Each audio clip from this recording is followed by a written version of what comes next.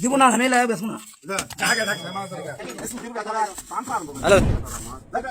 এই ঘরটি ছিল মাদকের আড্ডাখানা। তো এই ঘর গ্রামবাসী সবাই মিলে এটা ভাঙচুর করে দিচ্ছে। গ্রামবাসী সবাই মিলে গতকাল বড়াইলের জনগণ যে সাহসিকতা দেখিয়েছে তা পুরো অঞ্চলের জন্য একটি স্পষ্ট বার্তা।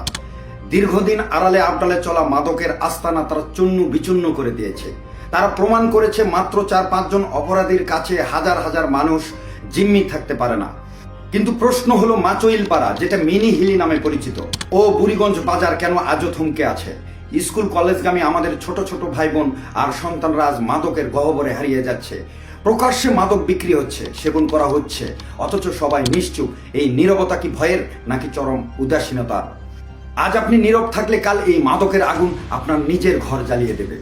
আজ আপনি ভয় পেলে কাল আপনার সন্তান চোর, ছিনতাইকারী বা মাদকাসক্ত হয়ে উঠবে। আমাদের নামুজা কোনো অপরাধীর অভয়ারণ্য নয়। এলাকায় হাজার হাজার জাগ্রত জনতা রয়েছেন, আর অপরাধী হাতে গোনা 4-5 জন। তবে ভয়টা কিসের? সরকার ও প্রশাসন স্পষ্ট নির্দেশ দিয়েছে, যে কোনো মূল্যে মাদক নির্মূল করতে হবে। আর এজন্য দরকার জনগণের ঐক্যবদ্ধ হুঙ্কার। কোনো নেতার মুখের দিকে তাকিয়ে না থেকে পাড়ায় পাড়ায়, প্রতিটা পাড়া মহল্লায় দুর্ভেদ্য প্রতিরোধ গড়ে তুলতে হবে।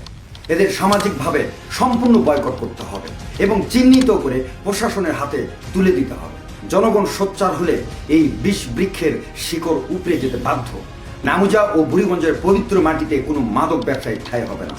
জেগে উঠুন, জেগে উঠতে হবে, প্রতিরোধ করতে হবে। আপনার সন্তান ও এলাকাকে রক্ষা করতে হলে এখনই প্রতিবাদ করতে হবে।